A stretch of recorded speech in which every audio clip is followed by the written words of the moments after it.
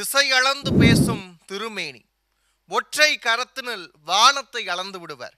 மற்றொரு கரத்தினில் அளந்த வானத்தை எளியவர்களின் வாசலுக்கே தந்து விடுவர். திருமாலே மானுட வடிவம் கொண்டு தன்னுடைய வில்லுக்கு பதிலாக சொல்லெடுத்து வந்துவிட்டாரோ என்று கேட்பவர்களெல்லாம் சொக்க வைக்கக்கூடிய ஒரு பேச்சாளர். வள்ளுவனாக, பாரதியாக, கம்பனாக, இடையிடையே இளங்கோவாக, ஏன் உலகத்து மாக்கவிகளையெல்லாம் ஒரு சேர கொண்டு வந்தார் போல ஒரு உருவம் இருந்தால் அந்த உருவத்தினுடைய பெயர்தான் தோழர் ஜீவானந்தம். ஜீவானந்தத்தினுடைய எளிய தமிழ் குறித்து பேசவிருக்கின்றேன். ஜீவாவின் பேச்சுதான் ஜீவனுள்ள பேச்சு என்பார்கள். இது வெறும் மோனைக்காக சொல்லப்பட்ட வாசகம் அல்ல தோழர்களே, அதுதான் மோகன வாசகம். அரசியலாக இருந்தாலும் சரி, கலை இலக்கியமாக இருந்தாலும் சரி, ஜீவாவுக்கு நிகர் ஜீவாதான். 4 பேர் இருந்தாலும், 40 பேர் இருந்தாலும், 4000 பேர் இருந்தாலும், அரங்கமே நிரம்பி இருந்தாலும் உணர்ச்சிவயமாக பேசக்கூடியவர் தோழர் ஜீவானந்தம். 1934 நீலகிரியில் ஒரு சங்க கூட்டம் அமைச்சது யார் அப்படின்னு கேட்டிங்கன்னா அவ்வை சண்முகம் அவர்கள். இருந்ததே 5 பேர் தான். தோழர் ஜீவானந்தம் பேசுகிறார். 5 பேர் தானே இருக்கிறாங்க, 5 நிமிஷம் பேசினா போதும் அப்படின்னு நினைக்கல. 2.5 மணி நேரம் பேசுகிறார் தோழர்களே. அந்த நேரத்தில் அவ்வை சண்முகம் அவர்களுடைய தம்பி பசுபதி அவர்கள் கேட்கிறார், அண்ணன் 2.5 மணி நேரம் பேசுனீங்க, அருமையா பேசியிருக்கீங்க, 5 பேர் தானே இருக்கிறோம், 5 நிமிஷம் பேசியிருக்கலாமேன்னு சொன்னப்ப ஜீவா சொன்ன வார்த்தையை நான் பதிவு செய்கின்றேன். தம்பி, 5 பேர்ல ஒரு ஆள் நான் பேசின பேச்ச தன்னுடைய உள்ளத்தில் எடுத்துக்கிட்டா அதுதான் எனக்கு கிடைச்ச வெற்றி அப்படின்னு சொன்னார் ஜீவானந்தம். இந்த இடத்துல காரைக்குடியில் கம்யூனிஸ்ட் கட்சிக்காரங்க கலை இலக்கிய பெருமன்றத்தை நடத்துகிறார்கள், ஒரு மாநாடு. உடனே எதிர்த்தரப்பிலிருந்து சில சலசலப்பு வரும்ல, அது மாதிரியான சலசலப்பு வந்தபோது தோழர் ஜீவானந்தம் பேசுகிறார். அமாவாசைக்கும் அப்துல் காதருக்கும் என்ன தொடர்பு என்று சிலர் கேட்பதை போல கம்யூனிஸ்ட் கட்சிக்கும் கலை இலக்கிய மாநாட்டிற்கும் என்ன தொடர்பு என்று கேட்கிறார்கள். உண்மையில் பாட்டுக்கெல்லாம் பாட்டாக விளங்கக்கூடிய கம்யூனிஸ்டின் அறிக்கையை கொடுத்த தோழர் காரல் மார்க்ஸும் லெனினும் எங்கல்ஸும் எல்லாரும் இலக்கியவாதிகள் தான். அவர்கள் ஷேக்ஸ்பியரை படித்திருந்தார்கள், மில்டனை படித்திருந்தார்கள், கீட்ஸை படித்திருந்தார்கள் என்று எதிர் விமர்சனம் செய்தார் தோழர் ஜீவானந்தம். அந்த நேரத்தில் பூனை எலியை பிடிக்கும் போது ஒரு கடினமாக பிடிக்கும், அதுவே தன்னுடைய குட்டிகளை கவ்வும் போது ஒரு இடத்துல இருந்து இன்னொரு இடத்துக்கு கொண்டு செல்லுதுன்னு வைங்களேன், லாவகமாக கொண்டு போகும். அதனுடைய பல்லினுடைய தடம் கூட அந்த குட்டிகள் மீது படவே படாது. அது மாதிரியான ஒரு தன்மையில் தன்னுடைய சக கட்சி தோழமைகளை விமர்சிக்கும் போது ஜீவா நடந்து கொண்டது தாய் பூனைக்கு நிகரான ஒரு சமயம். அவர் தோழர்களை ஒருபோதும் புண்படுத்தவே மாட்டார். என்ன சொல்வார் தெரியுமா? நம்ம கட்சி ஆள் தானே, நம்ம தோழர் தானே, சொன்னா புரிஞ்சுப்பார், தோழர்களுக்கும் மனம் உண்டு, அவர்களை புண்படுத்தக்கூடாது என்று சொன்னவர் ஜீவானந்தம் அவர்கள். அந்த நேரத்திலே கம்பன் சொல்லி வைத்த ஒரு வாசகம் என்னுடைய நினைவில் வருகிறது.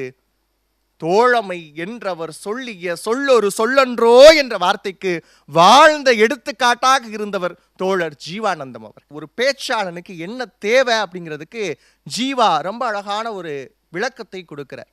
ஒரு பசுமாடு இருக்கிறது, அது புண்ணாக்கு சாப்பிடுது, புல்லு சாப்பிடுது, வைக்கோலை சாப்பிடுது, பருத்தி கொட்டையை சாப்பிடுது, ஆனால் கொடுக்கிறது பசும்பாலைத்தான் கொடுக்குது.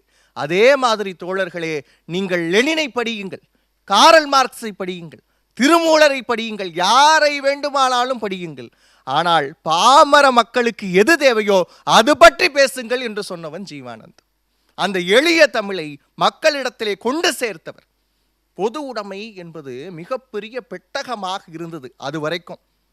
அந்த பொது உடைமை பெட்டகத்தின் பொருத்தமான திறவுகோலாக பாமரனுக்கு அமைந்த ஒரு பேச்சாளர் தோழர் ஜீவானந்தம். அவர் இவ்வாறு சொல்கிறார், ஒரு பேச்சாளனுக்கு எப்பயுமே விமர்சனங்கள் மேல நம்பிக்கையே கிடையாது. அதுவும் நான் நல்ல பேச்சாளன், என் பேச்சில் ஒரு விமர்சனமா அப்படின்னு எல்லாரும் எதிர்பார்ப்பாங்க. ஆனால் ஒரு குழந்தை விமர்சித்தால் கூட அதை அடுத்து எடுத்துக்கிட்டு மாற்றிக்கொள்ளக்கூடிய ஒரு பேச்சாளர் தான் தோழர் ஜீவானந்தம் அவர்கள்.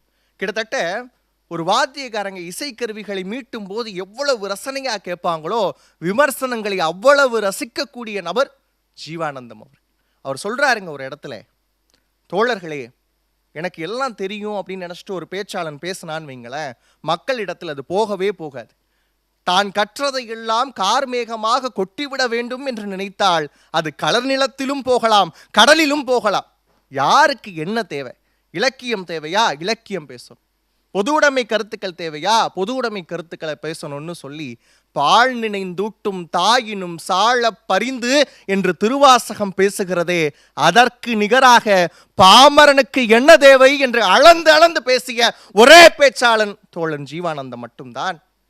தோழர்களே, ஒளிபெருக்கிக்கு முன்பாக பேசக்கூடிய அனைவரும் பேச்சாளர்களா என்று நீங்கள் கேட்டால் நிச்சயமாக இல்லை. பொது உடைமை கருத்துக்களை துறைதோறும் கொண்டு சேர்த்த சீவானந்தம் அவர்கள் செங்கொடியை ஏற்றி வைத்து சிம்ம கர்ஜனையாக பேசுவார். ஒரு உண்மையை சொல்லட்டுமா? பேசி பேசி ஆயிரக்கணக்கான மக்கள் இருக்கக்கூடிய அவையில் பேசி பேசி அவருடைய செவித்திறனே பாதிப்படைந்தது. காது கேட்காம போயிடுச்சு. அப்படி ஒரு பேச்சாளனை நீங்கள் இந்த தமிழகத்தில் கொண்டு வந்து நிப்பாட்ட முடியுமா? அப்படிப்பட்ட ஒரு பேச்சாளன் தான் தோழர் ஜீவானந்தம் அவர்கள். இன்று பேசக்கூடிய பேச்சாளர்கள் எல்லாம் பணத்திற்காக பேசுகிறார்கள், புகழுக்காக பேசுகிறார்கள். காசு பணத்திற்கு ஆசைப்படாமல் மக்களின் படிந்திருக்கக்கூடிய தூசை போக்க வேண்டும் என்று பேசிய ஒரே பேச்சாளன் தோழர் ஜீவானந்தம். ஒரு தனியார் தொலைக்காட்சி, சொல்வதற்கே வேதனையாக இருக்கிறது, அவருடைய உருவ படத்தை சில ஆண்டுகளுக்கு முன்பாக தமிழகத்து வீதிகளில் கொண்டு போய் இவர் யாருன்னு தெரியுதான்னு கேட்டப்ப ஒருத்தரும் இவர் ஜீவானந்தம்னு சொல்லலைங்க. ரொம்ப பெரிய வேதனை. மக்களுக்காக பேசிய ஒரு பேச்சாளனை இந்த மண் மறந்திருக்கிறது.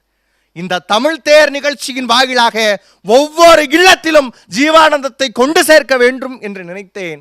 அது சரியாக நடந்திருக்கிறது என்ற நம்பிக்கையோடு உரைக்கு திரையிடுகிறேன். நன்றி, வணக்கம்.